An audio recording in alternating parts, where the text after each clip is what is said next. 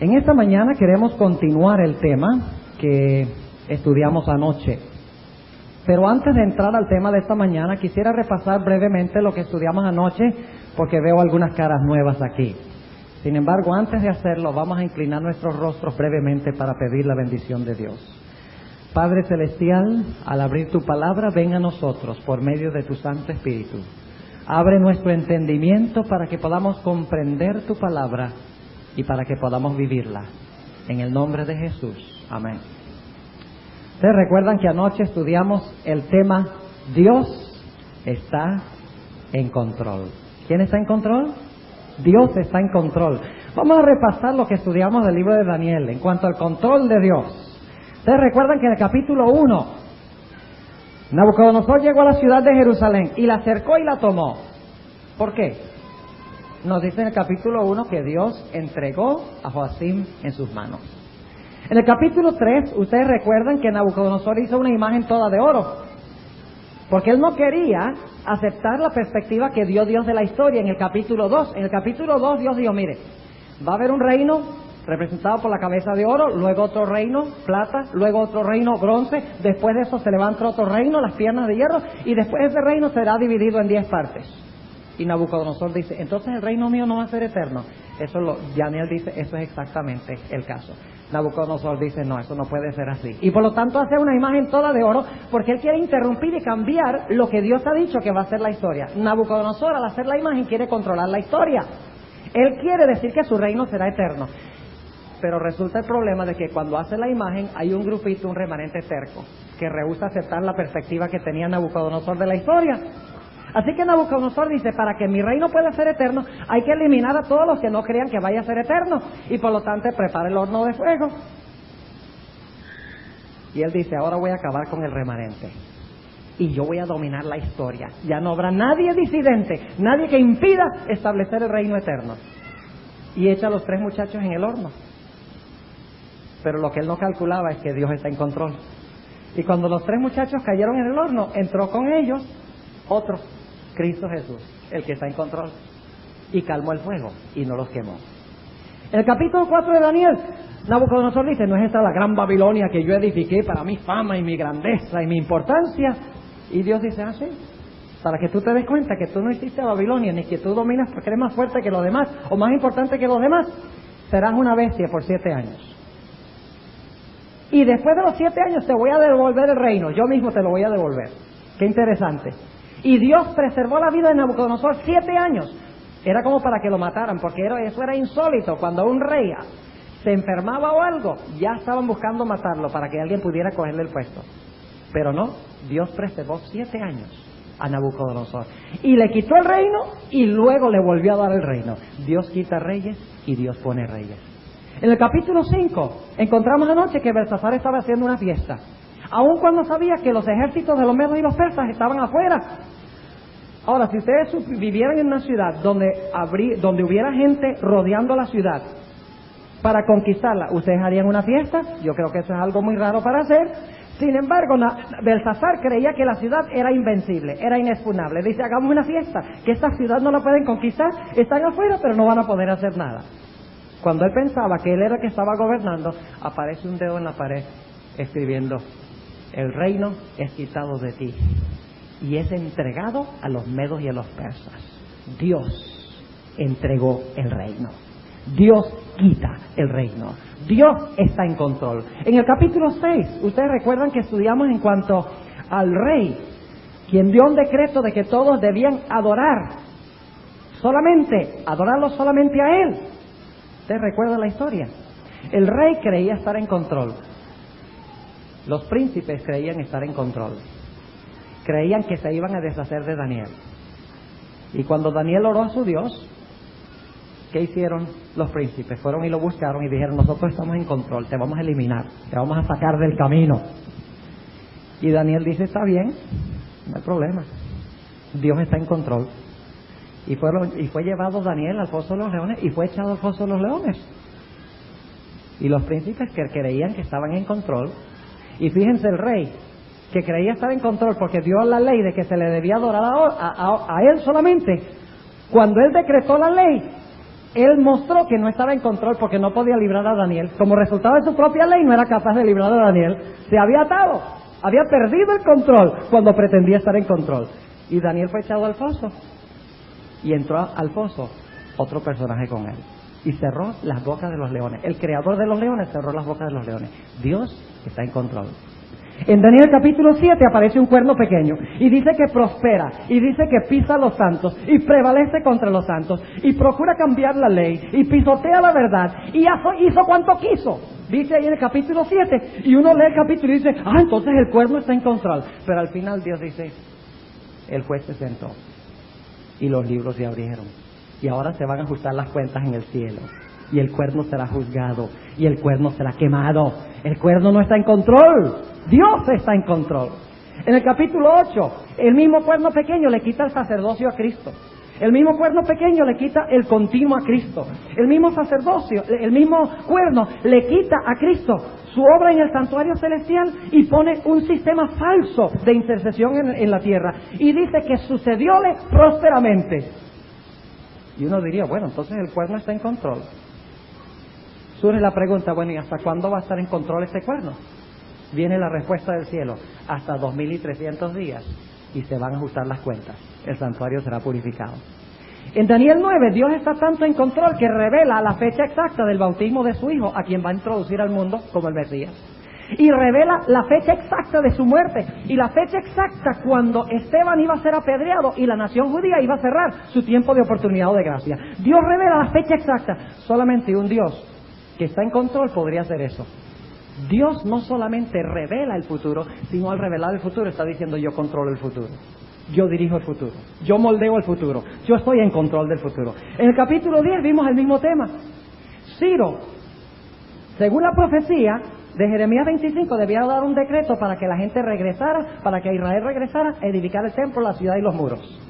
Dios había dado una profecía de que eso iba a pasar después de 70 años de cautiverio. Y cuando terminó el cautiverio, vino, dice Daniel 10, que vino Gabriel para hablar con Ciro, para tratar de impresionarlo de que cumpliera lo que decía la profecía y dejara ir al pueblo a reconstruir la ciudad.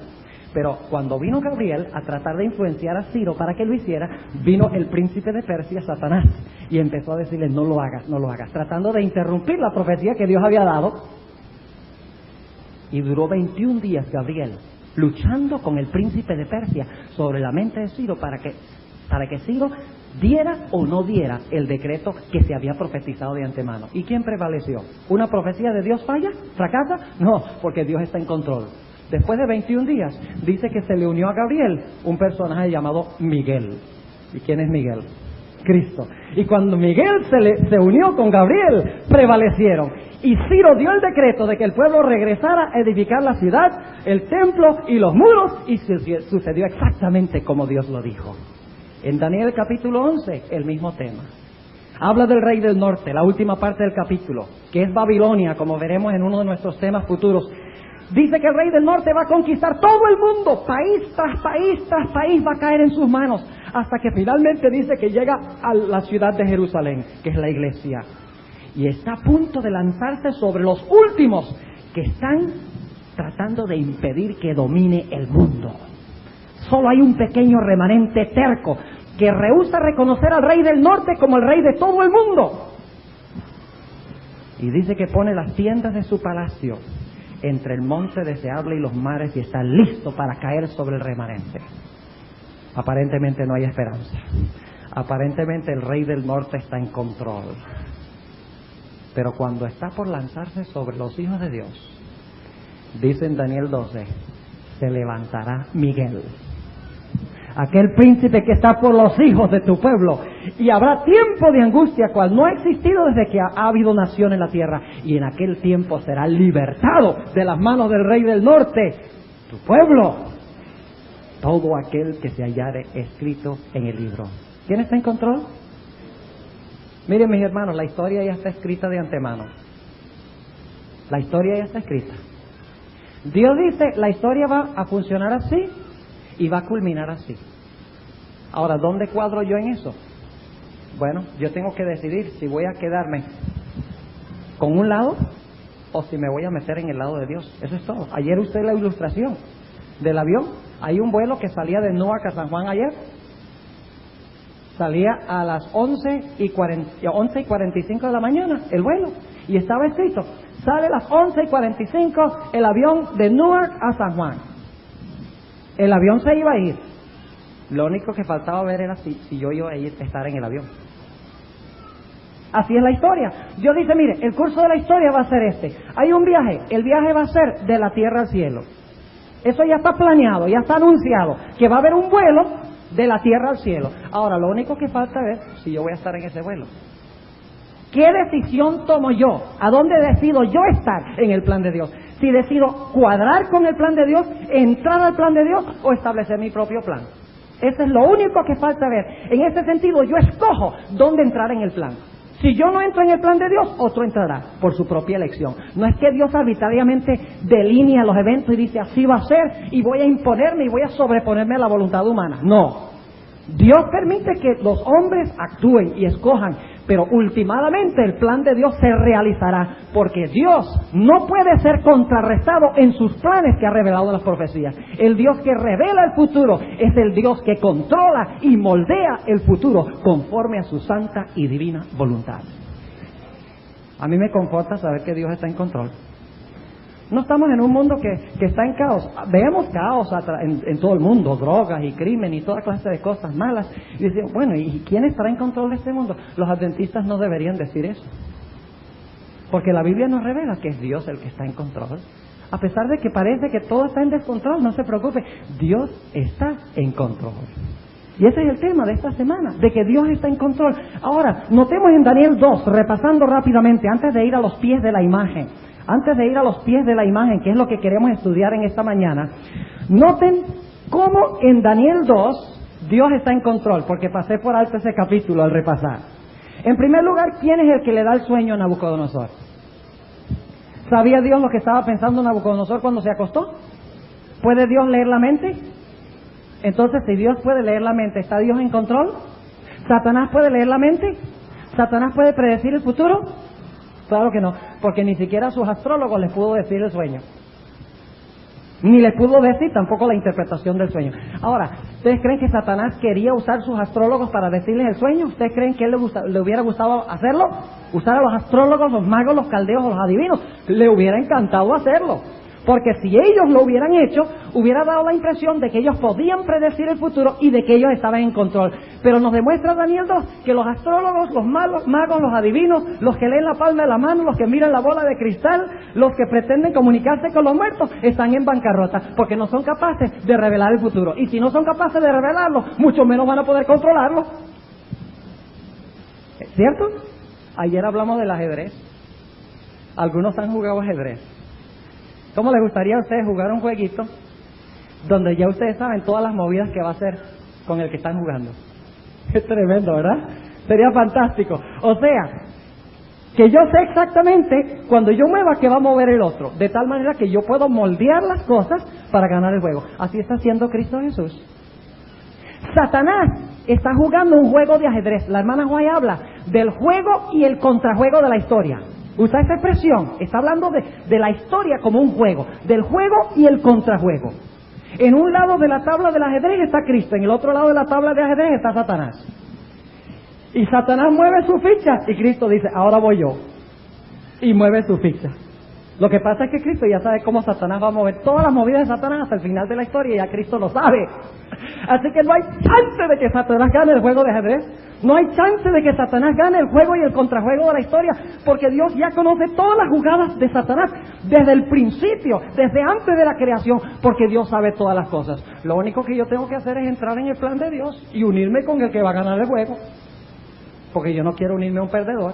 ¿A ustedes les gustan perder? Yo sé que a Frías no le gusta perder, yo lo veo sonriéndose. A mí tampoco me gusta perder, a nadie le gusta perder.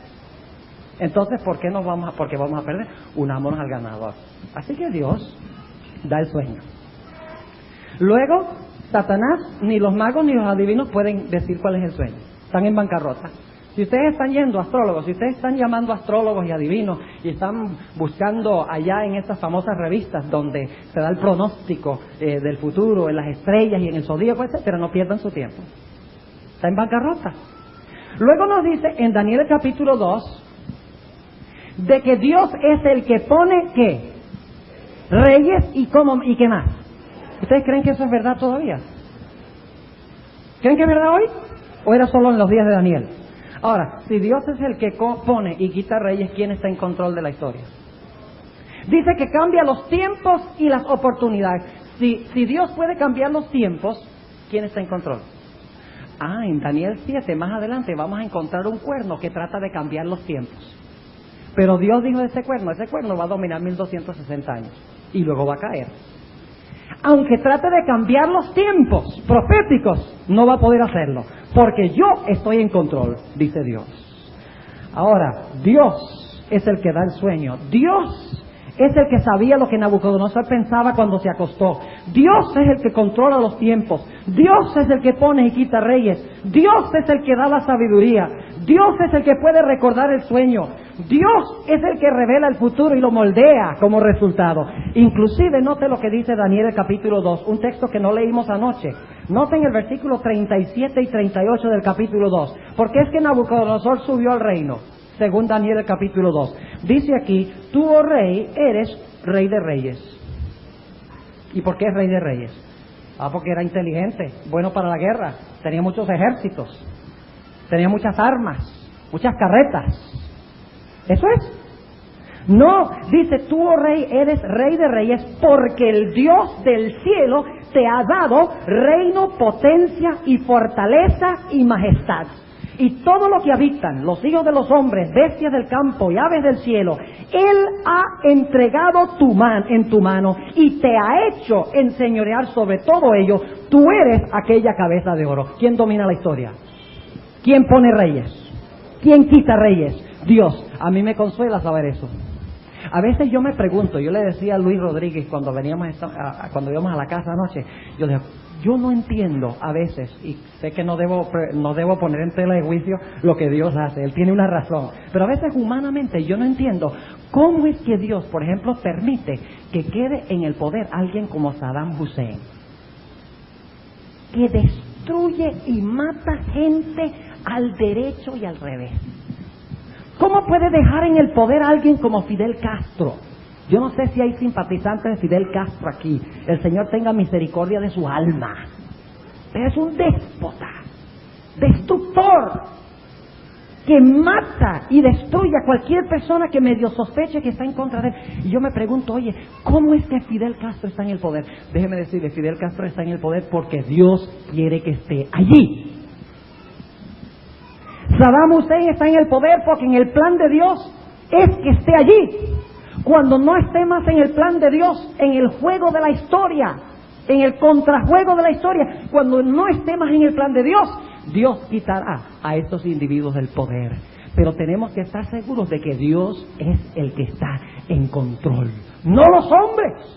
Y no nos preguntemos, nosotros somos expertos en preguntarnos, ay, ¿por qué esto? ¿Y por qué aquello? ¿Y por qué me pasa esto? ¿Y por qué me pasa lo otro? Mis hermanos, esa no es nuestra tarea. Nuestra tarea es confiar en que la forma en que Dios hace las cosas es la mejor forma. Aun cuando sufrimos y pasamos por problemas y por tribulaciones, aceptemos lo que Dios nos concede y tengamos paz en el alma, sabiendo que Dios está en control, que su plan es el mejor plan.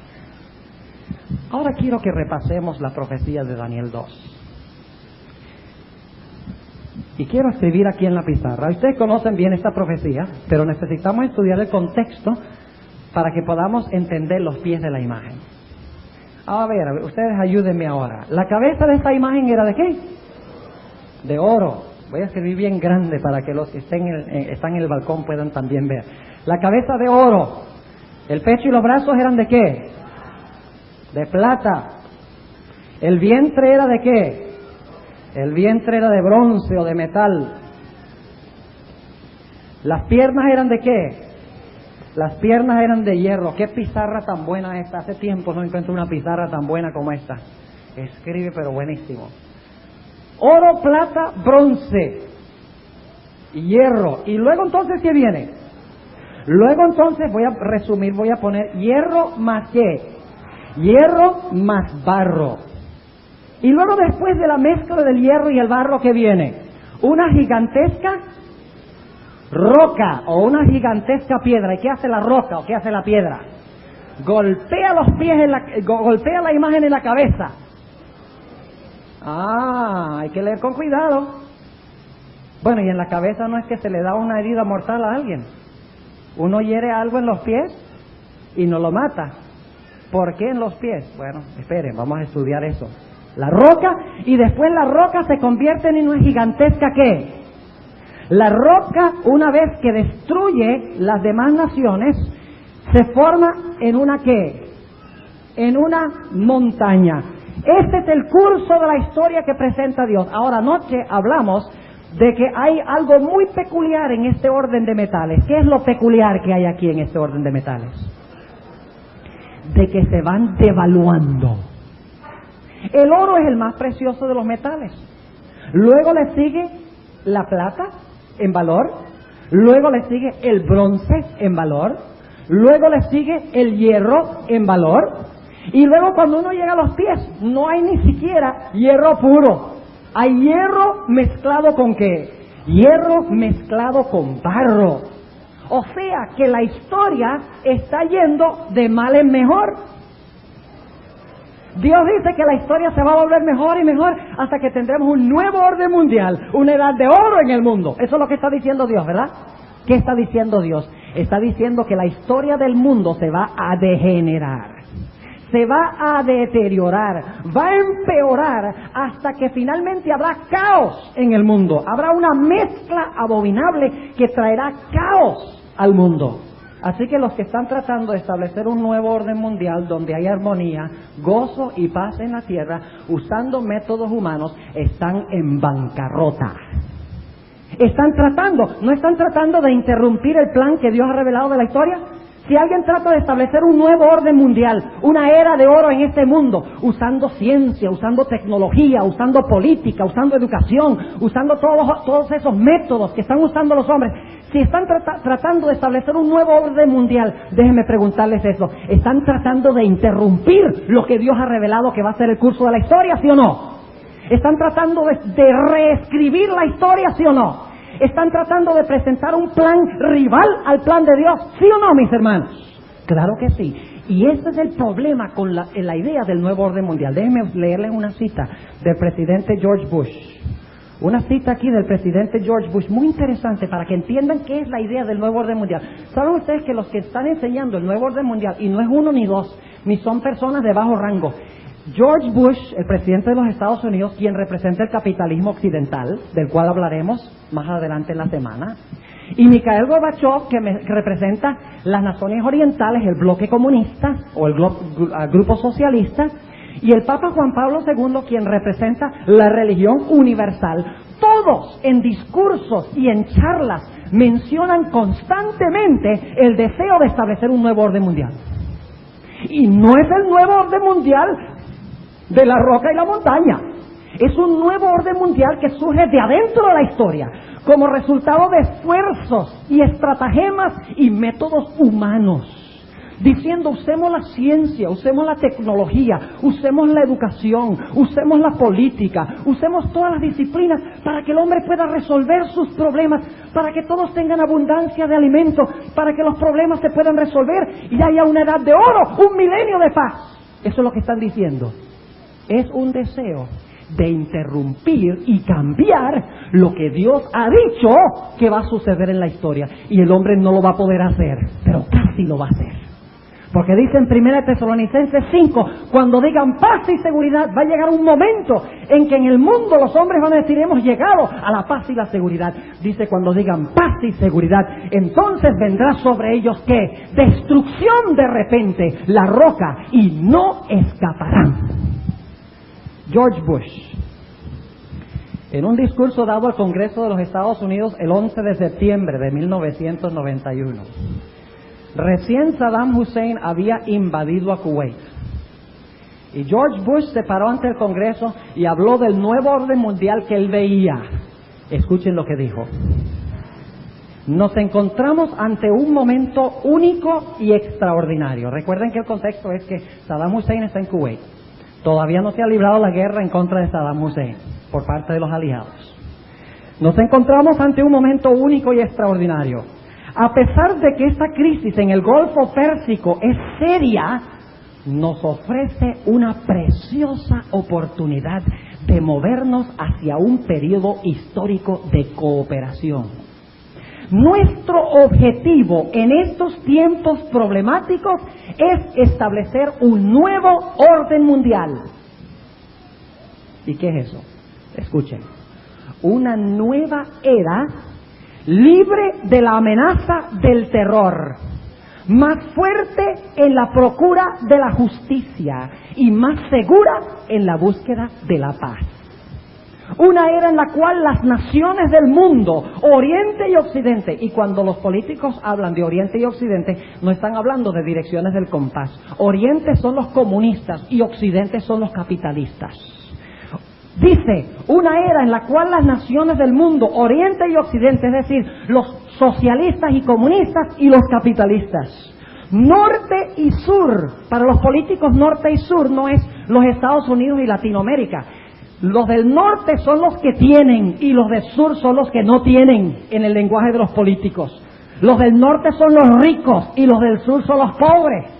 Así que George Bush dice, una era en la cual las naciones del mundo, Oriente, es decir, los comunistas, y Occidente, los capitalistas. Los del norte, es decir, los que tienen, los ricos, y sur, los que no tienen, los pobres, puedan prosperar y vivir en armonía. 100 generaciones han procurado hallar este camino a la paz, mientras que 1000 guerras se desempeñaban en la historia humana. Hoy, este nuevo orden mundial está luchando por nacer. Suena bonito, ¿verdad? ¿No le gustaría a ustedes vivir en un mundo de paz y armonía? ¿No les gustaría eso? Pero déjenme preguntarles, ¿qué es lo que va a traer la armonía y la paz? ¿Tratados políticos? ¿Convenios y pactos entre naciones? ¿Redistribuir el dinero del mundo para que todos tengan? ¿Eso es lo que va a traer el nuevo orden mundial? ¿El nuevo orden mundial va a existir en la tierra como resultado de los esfuerzos del hombre o como resultado de la intervención sobrenatural de parte de Dios de afuera de la historia? Nos dice Daniel 2 que el único nuevo orden mundial que vendrá de afuera de la historia, del cielo. Será algo sobrenatural, espectacular, del otro mundo, no de este mundo. ¿Y saben lo que dijo? Billy Graham, el famoso evangelista, declaró, todos los cristianos debemos orar por el nuevo orden mundial de George Bush, el decano de los evangelistas. ¿Dónde ha quedado la esperanza de la segunda venida de Cristo como el nuevo orden mundial? Ahora debemos ir a los pies de la imagen. ¿Qué representa la cabeza de oro? ¿Qué representa la cabeza de oro? Representa a Babilonia. ¿Y de qué fecha a qué fecha gobernó Babilonia? Este es repaso. Desde el año 605 hasta el año ¿qué? Hasta el año 539. Luego tenemos el pecho de plata. ¿Qué reino representa? Vamos a resumir. Medos y persas. ¿Qué fecha son los medos y persas? Del 539 hasta qué fecha? Hasta el año 331. Todo esto es antes de Cristo. Luego entonces, después de eso, se levantó otro reino. ¿Qué reino se levantó después de Medo-Persia? Se levantó Grecia. Muy bien, esto es solamente historia. Díganme ustedes, ¿la historia se cumplió exactamente como lo dijo Dios? ¿Se ha cumplido exactamente como lo dijo Dios? Claro que sí. Si Dios fue capaz de decir que la historia va a ser así, ¿ustedes creen que Él es capaz de moldearla conforme a su santa y divina voluntad? Claro que sí. Él tiene mucho tiempo para prepararse en el juego y el contrajuego. Grecia gobernó desde el año 331 hasta el año 168 antes de Cristo. Vamos bien. Y luego después se levantó otro reino que conquistó a Grecia. ¿Y cuál fue ese reino históricamente? Fue Roma. Pero ahora yo quiero decirles, generalmente decimos Roma pagana. Esa no es la mejor forma de expresarlo. La mejor forma de expresarlo es Roma política o Roma imperial. Roma secular es otra forma de llamarlo. Roma secular, Roma política o Roma imperial. Roma Vamos a poner Roma política aquí, van a ver por qué ponemos eso. Roma política desde el año 168 antes de Cristo hasta el año 476 después de Cristo. ¿Vamos bien? Y luego dice que después de Roma política, ¿qué se iba a levantar? Se iba a levantar un reino, ¿qué? Dividido. Ahora, cada uno de los reinos es representado por un metal, ¿verdad? Cada reino es representado por un metal, ¿correcto? Oro es un metal, plata es un metal, bronce es un metal, hierro es un metal. Pero de repente en los pies pasa algo muy extraño, algo raro. Mientras que los reinos políticos son representados por metales, de repente en los pies hay una mezcla extraña, de dos elementos que no parecen congeniar, que no parecen poder subsistir juntos. Y sin embargo, noten que subsisten juntos lo suficiente como para sostener la imagen. ¿Recuerdan ustedes que ayer que hablamos de las dimensiones de la imagen? 90 pies de alto por 9 pies de ancho, es decir, 60 codos por 6 codos. Ahora, ¿ustedes creen que los pies tienen que tener cierta consistencia para poder sostener esa imagen de pie? Claro que sí. Hay cierta unión ante la vista de los hombres, pero ante la vista de Dios no es unión. Ahora, muchas veces hemos hablado de la mezcla del hierro y el barro y hemos dicho que son las 10 divisiones de Europa, y eso no es incorrecto, eso es correcto. Y el hierro y el barro representa, ahora déjenme preguntarles, ¿hay hierro también en los pies? ¿Hay hierro en los pies, sí o no? Claro que hay hierro. Ahora, ¿qué representa el hierro en las piernas? Roma imperial, Roma política. O sea que el hierro en los pies debe representar un poder ¿qué? Político, exactamente, porque todos los demás reinos son políticos. ¿Están entendiendo lo que estamos diciendo? Cada metal representa un imperio político. En los pies también hay algo de política, hay algo político, pero hay algo más que se mezcla con el poder político. ¿Y qué es lo que se mezcla con el poder político? Se mezcla con eso el barro. Y el propósito de la mezcla del hierro y el barro es establecer un nuevo orden mundial. Es establecer un sistema donde todos los reinos del mundo se puedan ¿qué? Se puedan unir, pero se puedan unir mezclando dos cosas que de por sí no se deben ni se pueden mezclar. Ahora sabemos que es el hierro. El hierro representa la política, poder político. ¿Qué representará el barro? He oído la respuesta. Representa la iglesia o representa la religión. Y ustedes dirán, bueno, ¿y el pastor Bord de dónde sacó una idea tan descabellada como esa? Pues quiero decirles que la saqué de la Biblia. Y queremos estudiar ahora cuidadosamente el barro. Casi nunca estudiamos esto, ¿verdad? Casi siempre nos conformamos con decir los 10 reinos de Europa Occidental se dividieron y no se pudieron unir más y siempre quedarán divididos y nos detenemos allí. Pero el barro es mucho más que lo que nosotros hemos visto. El hierro es poder político, claramente, porque el hierro de las piernas es Roma política, pero el barro es otro elemento extraño. Déjenme preguntarles, ¿el hierro y el barro se deben mezclar? ¿Qué individuo en su sano juicio mezclaría hierro y barro? Una persona tiene que estar loca para mezclar hierro y barro, ¿no es cierto? Porque el hierro y el barro, ¿qué? Son diferentes. Ahora, quiero preguntarles esto, ¿el hierro como hierro es bueno? ¿El hierro como hierro es bueno? ¿El barro como barro es bueno? ¿Cada uno tiene su lugar? ¿Cuándo es que se forma el problema? El problema es cuando los dos elementos ¿qué? Los hombres quieren unirlos para establecer un reino unido, cuando Dios ha dicho, no va a estar unido, sino que va a estar dividido. Ahora, ¿el barro qué representa? Vamos a estudiarlo en la perspectiva bíblica. Y para ilustrar el punto, ¿esta es una unión legítima o ilegítima? ¿Qué creen ustedes? Es una unión ilegítima. Usemos una ilustración. Cuando un joven y una señorita se casan, y aquí estos jovencitos se van a casar muy pronto, ¿la unión de ellos es legítima o es ilegítima? ¿Es legítima o ilegítima cuando se casan? Es legítima. ¿No es cierto? Aceptada por Dios cuando ellos se han unido. Pero ahora supongamos, y vamos a olvidarnos de esta parejita porque esto no va a pasar con ellos, pero supongamos que uno de los dos sale de la religión matrimonial y se une sexualmente a otra persona. ¿Esa es unión? ¿Hay unión ahí, sí o no? ¿Hay unión sexual, sí o no? Sí hay unión sexual, se unen, pero es una unión ¿qué? Una unión ilegítima. Una unión que no debe existir porque dos personas que están unidas en matrimonio, ninguno de los dos pueden salir afuera y unirse con otro, ¿no es cierto? Así que cuando salen afuera hay unión, claro que sí, hay unión sexual, pero ante la vista de Dios es unión ¿qué? Es unión ilegítima. Y eso es lo que tenemos aquí. Esta es una unión ilegítima, una unión que no debe existir. La política no debe ir vinculado con el barro, pero vamos a ver qué es el barro. Estudiemos desde la perspectiva bíblica lo que es el barro. Quiero que noten en Daniel 2:44 que se nos dice que estos 10 reinos van a existir hasta la segunda venida de Cristo. Noten lo que dice en Daniel 2:44.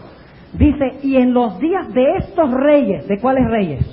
De los 10 reinos. En los días de estos reyes levantará el Dios del cielo un reino que nunca jamás se corromperá. Yo quiero preguntarles, ¿los pies de la imagen nos llevan hasta la misma segunda venida de Cristo, sí o no? ¿Nos llevan hasta el tiempo cuando se establece el reino eterno? Sí. ¿Dónde estamos viviendo nosotros? Estamos viviendo aquí. ¿Sucedió esto como lo dijo Dios? ¿Sucedió el reino de plata como lo dijo Dios? ¿Sucedió el reino de bronce como lo dijo Dios? ¿Sucedió el reino de hierro como lo dijo Dios?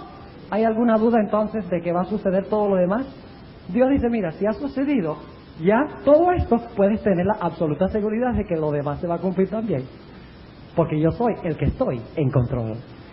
Ahora, noten entonces que los pies de la imagen existirán en relación con la segunda venida. Y quiero decirles un principio muy importante, y lo vamos a estudiar más adelante en la semana. Aunque los 10 reinos originalmente representan las 10 divisiones en las cuales se fragmentó Europa, hoy en día representan más. Porque en aquella época la civilización estaba centrada en Europa durante la Edad Media. Pero cuando concluyó este periodo, Europa fue exportada. ¿Han oído ustedes hablar de los países del tercer mundo? ¿De dónde sale esa expresión? Si hay un tercer mundo, tiene que haber un segundo. Y si hay un segundo mundo, tiene que haber un primero. ¿Cuál es el primer mundo? El primer mundo es Europa, a donde se originaron las 10 divisiones. Pero después que el papado cayó, o poco antes de que el papado cayera, vinieron los españoles de Europa, vinieron los portugueses de Europa y colonizaron a Latinoamérica. Vinieron los ingleses de Inglaterra y colonizaron a los Estados Unidos. Los ingleses también fueron a la India, al Asia. O sea que Europa fue ¿qué? Fue exportada. El segundo mundo es los Estados Unidos. Y el tercer mundo son los demás países que están en vías de desarrollo. En otras palabras, los 10 reinos ahora hay que universalizarlos. No solamente tienen que ver con las 10 divisiones de Europa, porque no solo Europa va a estar involucrado en la crisis final. Si vamos a Apocalipsis 17, nuevamente están los 10 cuernos, en Apocalipsis 17, pero allí dice que están involucrados los reyes de la tierra y de todo el mundo en la crisis final. O sea que como Europa se ha mundializado, los reinos o los cuernos hay que entenderlos también desde una perspectiva ¿qué? Desde una perspectiva mundial. En los días de estos reyes, es decir, cuando los reyes del mundo estén uniéndose con la religión, es que Cristo establecerá su reino eterno. Ahora vamos a estudiar un poquito, brevemente, aquí el asunto del barro. Vamos a Daniel 2 y el versículo 41, muy importante. Daniel 2 y el versículo 41. ¿Qué clase de barro es el barro de Daniel 2? ¿Qué clase de barro es? Barro cocido, pero ahí dice una expresión muy importante. Noten Daniel 2, 41. Y lo que viste de los pies y los dedos, en parte de barro cocido ¿de qué? Ah, eso es muy importante. Hay que leer con cuidado la Biblia, es crucial. Es barro que usa un ¿qué? Un alfarero. ¿Y qué hace el alfarero con el barro? Forma una ¿qué? Forma una vasija. Ahora, estamos estudiando desde una perspectiva bíblica lo que representa el barro. Yo sé que ustedes dijeron que representa la religión, pero tenemos que dar una razón por eso. Tenemos que dar un análisis bíblico para comprobar que así es. Así que ustedes notan que nos dice que es barro ¿de qué? Es barro de alfarero. Ahora inmediatamente nos preguntamos, ¿por qué es importante el barro del alfarero? Originalmente, cuando Dios creó el cuerpo del hombre, ¿de qué hizo Dios el cuerpo del hombre? Ahora, yo sé que en Génesis 2:7 dice que formó Dios al hombre del polvo de la tierra. No dice que lo formó de polvo, sino del polvo de la tierra. Ahora ustedes dirán, bueno, pero es muy difícil moldear algo de polvo. ¿Han tratado ustedes alguna vez de hacer un muñeco de polvo? Poco difícil, ¿verdad? Porque ¿qué pasa con el polvo? El polvo no tiene consistencia, uno no lo puede formar. ¿De qué fue lo que hizo Dios al hombre entonces? ¿Ustedes recuerdan que en Juan 9 dice, cuando Jesús sanó los ojos del ciego, dice que tomó polvo, sí, tomó del polvo de la tierra, ¿y qué hizo? Escupió en el polvo e hizo ¿qué? Hizo lodo y recreó ¿qué cosa? Los ojos del ciego. ¿Saben ustedes que hay textos bíblicos que dicen que somos formados de lodo o somos formados de barro? Vamos a leer esos textos. O sea que Dios tomó del polvo e hizo barro y del barro nos hizo a nosotros. El barro representa el cuerpo del hombre. ¿Están entendiendo lo que estamos diciendo? Es aquello de lo cual Dios hizo nuestro cuerpo. Notemos lo que nos dice en Job 33. Vamos al libro de Job, el capítulo 33 y el versículo 6. Job 33 y el versículo 6. Noten lo que nos dice en cuanto a la formación del hombre. Dice aquí Job, en este versículo, lo siguiente: heme aquí a mí en lugar de Dios, conforme a tu dicho, de lodo soy yo también formado. ¿De qué fue formado Job? Job estaba formado ¿de qué? De lodo. Las mismas dos palabras. La palabra formar en Génesis 2:7 es la palabra yatzar. Y aquí es la misma palabra yatzar, formar. Es decir, que según nos dice Job 33 y el versículo 6, estamos hechos ¿de qué? El cuerpo está hecho de lodo, exactamente. Noten también Job 13 y el versículo 12. Job 13 y el versículo 12 también nos dice algo parecido. Dice, vuestras memorias serán comparadas a la ceniza y vuestros cuerpos como cuerpos ¿de qué? Como cuerpos de lodo. ¿De qué es nuestro cuerpo? Nuestro cuerpo está compuesto de barro, es decir, de lodo, la idéntica palabra que se usa en Génesis 2:7 para hablar del hombre hecho del polvo de la tierra. Noten también Isaías 64. Isaías 64 y el versículo 8. Isaías el capítulo 64 y el versículo 8. Noten lo que dice. Ahora pues, Jehová, tú eres nuestro Padre. ¿Nosotros qué? Nosotros lodo, y tú el que nos formaste. Así que obra de tus manos todos nosotros. ¿Qué hace el alfarero? ¿Con qué forma? Forma con las manos. ¿De qué nos formó Dios con sus manos? Según dice aquí, nos formó de lodo. Entonces, ¿qué representa el lodo? El lodo es aquello de lo cual está hecho el ¿qué? El cuerpo humano, la fase física del hombre. Ahora noten, después que Dios creó al hombre e hizo su cuerpo de lodo o de barro, ¿el cuerpo estaba vivo o estaba muerto? Estaba muerto. Faltaba algo. ¿Qué era lo que faltaba? Dice que Dios formó al hombre del lodo o del polvo de la tierra y luego a ese cuerpo le dio su ¿qué? Le dio su espíritu o respiración y como resultado dos elementos: el cuerpo de lodo unido con el aliento, con el espíritu de vida, da vida al ser humano. Ahora necesitamos entender eso para entender lo que representa el lodo, porque en Daniel 2 estamos hablando de símbolos. ¿No está hablando simbólicamente Daniel 2? ¿El oro no es un símbolo? ¿La plata no es un símbolo? ¿El bronce no es un símbolo? ¿El hierro no es un símbolo? Claro que sí. Por lo tanto, el barro no está hablando del cuerpo literal del hombre, está simbolizando algo, al igual que una mujer simboliza o representa una iglesia. Estamos hablando simbólicamente del barro, pero tenemos que entender que Dios hizo el cuerpo del hombre de barro y le dio su aliento de vida. Ahora es muy interesante notar, y quiero que ustedes busquen conmigo Jeremías 18 y el versículo 6. Jeremías el capítulo 18 y el versículo 6. Y mientras ustedes están buscando, déjenme preguntarles esto: ¿qué es el cuerpo de Cristo espiritualmente? Espiritualmente, ¿qué es el cuerpo de Cristo? El cuerpo de Cristo es ¿qué? Es la iglesia. ¿Formó Cristo con sus propias manos la iglesia? ¿Sí o no? Claro que sí. Ahora vamos a hablar del Antiguo Testamento primero de Israel. Noten Jeremías 18 y el versículo 6, hablando de la creación de Israel. Esto es después del cautiverio babilonio. ¿Saben ustedes que según el concepto bíblico, cuando Nabucodonosor vino y conquistó la ciudad de Jerusalén y arrasó con la ciudad y se llevó cautivo a Israel, según el concepto de los profetas, Nabucodonosor mató a Israel? Porque el Espíritu Santo abandonó a la ciudad y como resultado vino Nabucodonosor y arrasó con Israel. Israel estaba muerto, en otras palabras. Y ahí tenemos en Ezequiel 37 la historia del Valle de los Huesos. ¿Ustedes saben? ¿Saben ustedes qué representan esos huesos? Según el capítulo 37 y el versículo 10 y 11 dice que son la casa de Israel después del cautiverio en Babilonia.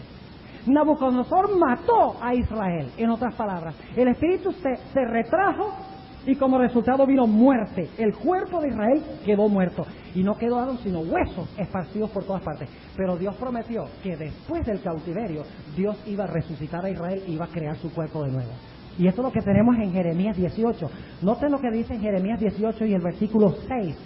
Promete Dios después del cautiverio hacer algo con ese cuerpo muerto de Israel. ¿Qué promete hacer? Versículo 6 dice: no podré yo hacer de vosotros como ¿qué?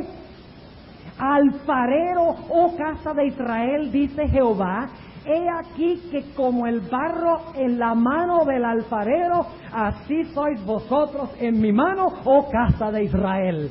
Israel era la iglesia de Dios en el Antiguo Testamento, ¿sí o no?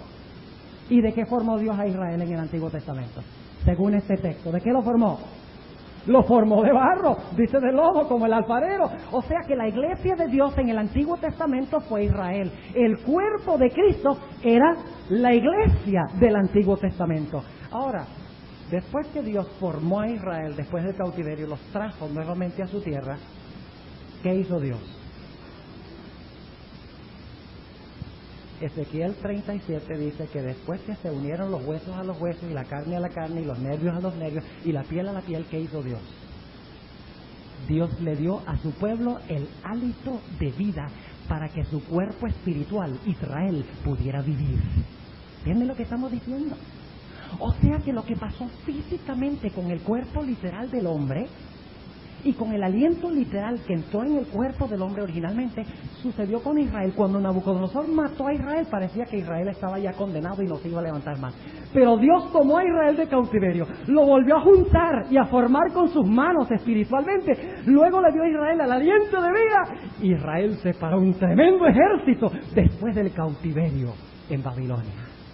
Ahora yo quiero preguntarles, en el Nuevo Testamento, antes del día del Pentecostés, ¿en qué condición se encontraban los discípulos? Cada uno por su lado, ¿verdad? ¿Quién va a ser el mayor? Viene la madre de dos discípulos y dice: mira, quiero que uno se siente a tu lado derecho y otro a tu lado izquierdo. Y los otros discípulos, que estaban medio oyendo lo que decía la madre, después estaban refunfuñando por el camino y diciendo: ¿quiénes creen que son ellos? Nosotros somos los que debemos estar sentados allí, divididos, cada uno con su agenda. Partes del cuerpo tirados por todas partes, como el valle de huesos secos. Pero Jesús en su oración de Juan 17 dijo: Padre, yo quiero que ellos sean uno como tú y yo somos uno. Y en el día del Pentecostés el cuerpo estaba unido, todas las partes estaban juntas. Dicen que estaban todos unánimes juntos. Y cuando el cuerpo estaba todo junto, recreado por Jesús, con sus propias manos, con su propia atención, ¿qué sucedió en el día del Pentecostés? Entró a ese cuerpo unido el Espíritu Santo y la iglesia se paró con poder para sacudir el mundo. Ahora ustedes pueden ver bíblicamente qué representa el barro. ¿Qué representa el barro? El barro representa el cuerpo. ¿Y el cuerpo de Cristo es qué? La iglesia. ¿Cuál es la única fuente del poder de la iglesia? ¿De dónde proviene la vida de la iglesia? Del Espíritu Santo. Pero nos dice la Biblia, ahora escuchen, no pierdan este punto, que es lo más crucial. La Biblia nos dice que en los últimos días la iglesia no va a depender del Espíritu Santo. ¿Con qué se va a unir la iglesia? Se va a unir con la política. ¿Entienden lo que estamos diciendo? La iglesia va a ser un cadáver No va a tener el poder del Espíritu Santo. Y por lo tanto, como es frágil, dice, no, nosotros no podemos subsistir en un mundo tan terrible como este. Nosotros, si nosotros no pedimos la ayuda de un poder más fuerte que nosotros, vamos a desaparecer. Porque somos muy frágiles. Por lo tanto dice, vamos a unirnos entonces con la política y así podremos subsistir y podemos existir y no vamos a desaparecer del planeta Tierra. Pero la Biblia llama eso fornicación. ¿Entienden lo que estamos diciendo? Es una unión ¿qué? Ilegítima. Porque la iglesia debe estar casada con Cristo, no con la política. Pero dice en Daniel capítulo 2 que las religiones del mundo, las iglesias, el barro, la religión se va a unir con los poderes políticos, con los poderes seculares, y en esta unión ellos van a decir, ahora tenemos la combinación necesaria para establecer el nuevo orden mundial.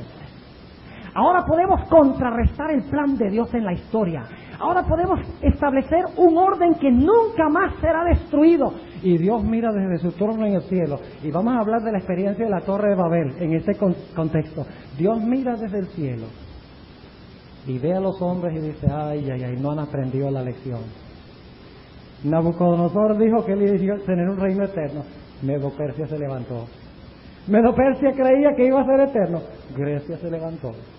Grecia creía que iba a ser eterno. Alejandro conquistó todo el mundo conocido en 9 años. Pero ¿dónde está Grecia? Roma lo conquistó. Y Roma se dividió. Tal cual lo dice la profecía.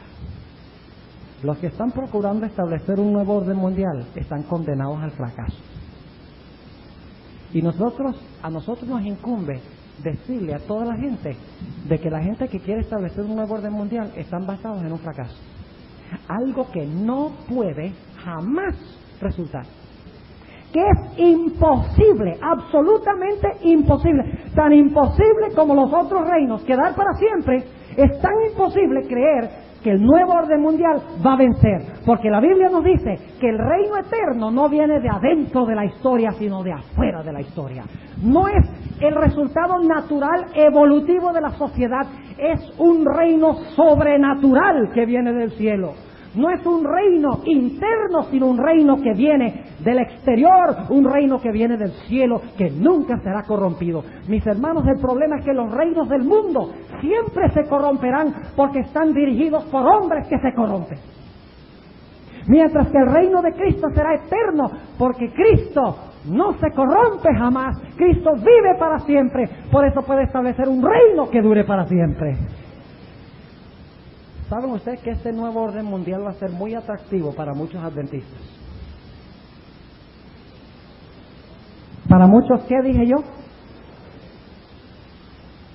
Porque este nuevo orden mundial, ahora vamos a hablar un momentico de Daniel 3. ¿Ustedes recuerdan cuando Nabucodonosor dijo, mi reino será eterno? Y se levantaron 3 y dijeron, tu reino no será eterno. Solo el reino de Dios es eterno. Nabucodonosor dice, ¿qué? ¿Que mi reino no va a ser eterno? No va a ser eterno. ¿Y sabían los 3 jóvenes del sueño de Nabucodonosor en Daniel 2? ¿Ellos sabían de ese sueño? ¿Recuerdan que Daniel fue y les dijo, vamos a orar a Dios? Claro que lo sabían. Lo sabían al derecho y al revés. Ellos sabían que se iba a levantar otro reino. Y cuando Nabucodonosor puso la imagen, ellos dijeron, Nabucodonosor, no trates de contrarrestar el plan que Dios ha establecido. Vas a fracasar, Nabucodonosor. Acepta el plan de Dios en la historia. Nabucodonosor dice, yo me deshago de ustedes y es la última resistencia y podré implementar mi reino eterno. Lo mismo va a suceder aquí. Los que no estén dispuestos a aceptar el nuevo orden mundial, tal cual se ha establecido, van a ser considerados, como dice la sierva de Dios, van a ser considerados como enemigos de la ley y el orden. Los que no estén dispuestos de rendirle homenaje a la imagen de la bestia, de ahí viene, de Daniel 3, porque Nabucodonosor fue convertido en bestia y levantó una imagen. Los que no estén dispuestos de rendirle homenaje a la imagen de la bestia en honor al nuevo orden mundial, serán proscritos. Se les prohibirá comprar y vender. Y déjenme preguntarles a ustedes, ¿cuántos de ustedes podrían comer sin comprar ni vender? Serán echados a la cárcel, ultrajados, maltratados, condenados a muerte. Y muchos adventistas dirán, no, Dios no está en control. El nuevo orden mundial está en control. ¿Están entendiendo lo que estoy diciendo? Porque si Dios estuviera en control, yo tendría mucha comida. Si Dios estuviera en control, yo no estaría en la cárcel. Si Dios estuviera en control, no me hubieran condenado a muerte. Dios me protegería y me cuidaría. No, este nuevo orden mundial tiene que ser de Dios. Yo me voy con el nuevo orden. Y dice la hermana White que por temor al hambre, por temor a la cárcel y por temor a la muerte, millares de adventistas saldrán de la iglesia y se unirán al nuevo orden mundial bajo el liderazgo del papado que controla todo el mundo, la religión y la política unida para formar un sistema masivo en contra del plan que Dios ha establecido. ¿Ustedes creen que la Iglesia Católica quiere la segunda venida de Cristo? Miren, mis hermanos, la Iglesia Católica no enseña la segunda venida de Cristo, porque es que si Cristo viene, el Vicarius Filii Dei pierde su puesto.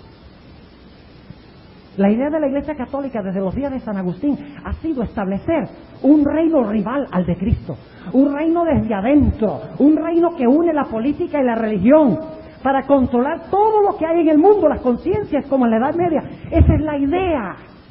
Y si Cristo viene del cielo, si Cristo establece su reino en esta tierra, ¿dónde quedaría la Iglesia Católica y sus líderes? Quedarían por el suelo.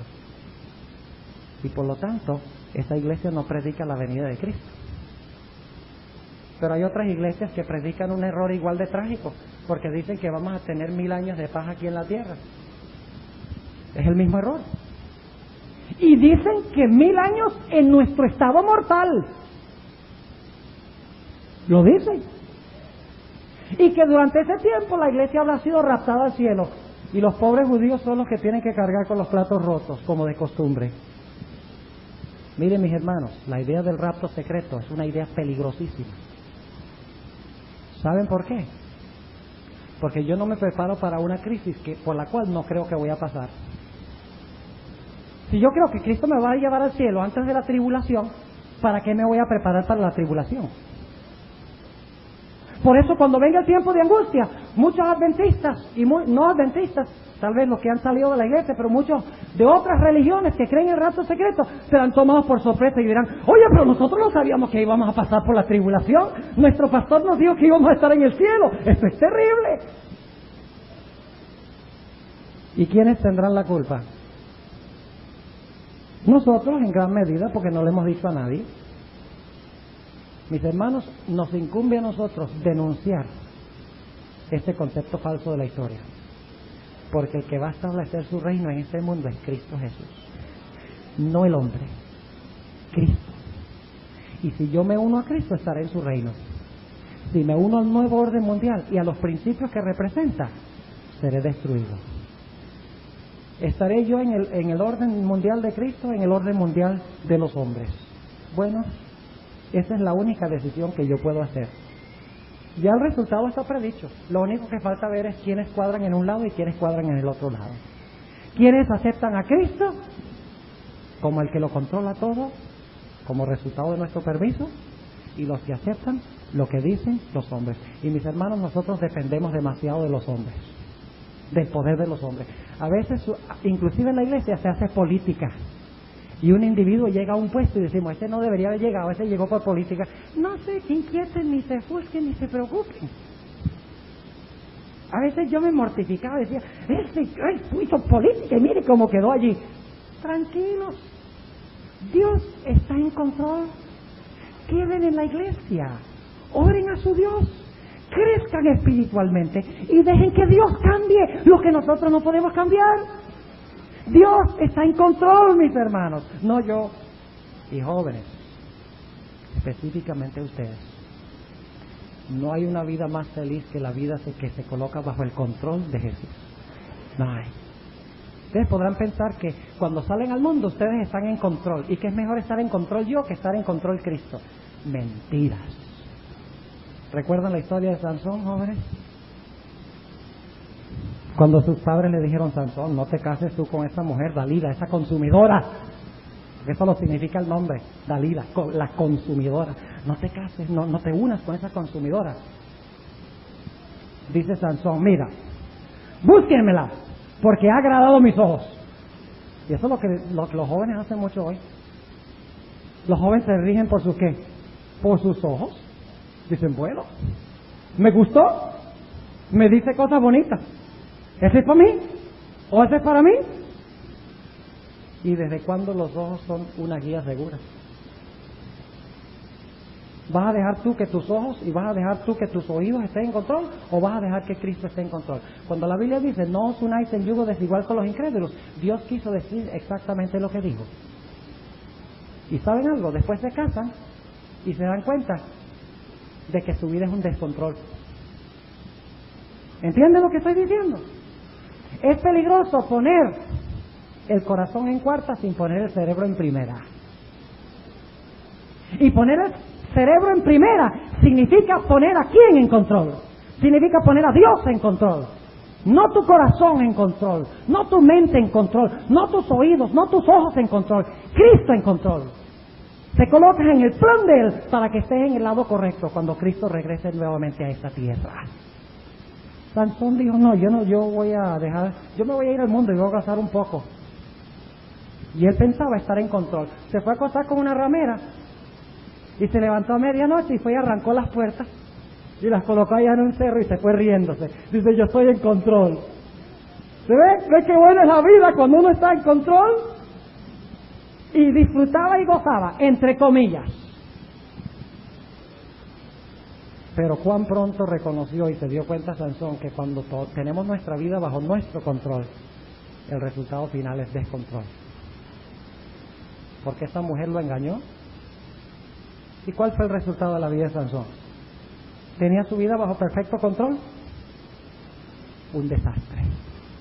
Joven y señorita, yo te insto en esta mañana a que pongas tu vida bajo el control de Jesús. Y únicamente bajo el control de Jesús.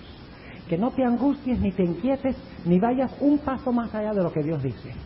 Que aceptes el plan de Dios para tu vida, que ores para que Dios te revele ese plan, que cuadres dentro del plan de Jesús, para que tu vida esté bajo perfecto control. Porque solamente cuando estamos bajo el control de Cristo, tenemos perfecto control de nuestras vidas. Yo creo que estamos en los últimos días de la historia. Y yo creo que si hubo un tiempo en que debemos darle nuestra vida en control a Jesús, es hoy. Porque el que es capaz de controlar la historia, el que es capaz de revelar lo que va a pasar y moldear lo que va a pasar, no va a tener ningún problema en moldear mi pequeña vidita, en moldear mis pequeños problemas. Si Dios puede resolver problemas universales, ¿Qué dificultad va a tener en resolver estos problemitas chiquitos que yo tengo? No tiene ningún problema en hacer eso, porque Él está sentado en el trono del universo. Él está en control. Oremos. Amante Padre Celestial, en esta mañana hemos hablado en cuanto al nuevo orden mundial que quieren imponer los hombres, uniendo la Iglesia y el Estado. Te ruego, Padre, que nos ayudes a aceptar a Cristo en nuestros corazones, para que estemos en su plan, para que podamos disfrutar de su nuevo orden mundial que vendrá de afuera de la historia. Te ruego, Señor, en los tiempos difíciles que nos esperan, que tú no permitas que nadie de los que nos hayamos reunidos aquí falte en el reino de Jesús. Ayúdale a los jóvenes de tu iglesia para que puedan depender de Jesús, para que puedan confiar en Jesús, para que le puedan dar las riendas de su vida a nuestro Señor Jesucristo, para que puedan tener una vida bajo perfecto control, una vida feliz, una vida llena de gozo y de paz. Gracias, Señor, por escuchar mi oración. En el nombre de Jesús. Amén.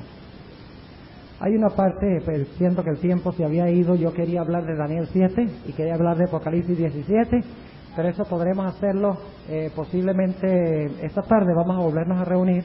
Esta tarde voy a completar este cuadro y les voy a hablar de cómo Daniel 7 es paralelo a Daniel 2, porque ahí también está una bestia con los 10 cuernos, ¿no es cierto?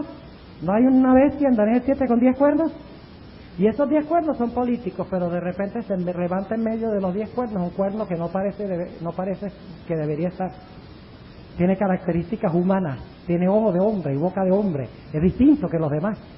No parece pertenecer al otro grupo y domina a todos. Esa es la misma mezcla del hierro y el barro. Y en Apocalipsis 17 tenemos una ramera que domina a los reyes de la tierra, también en una unión ilegítima. Así que Dios les bendiga y les guarde. Mañana en la noche, Dios mediante, vamos a hablar del libro de Malachi Martin, donde habla del plan del nuevo orden mundial, lo que están planeando imponer los hombres. Y vamos a hablar de cómo Dios va a interrumpir ese plan y establecer un reino que nunca jamás será corrompido.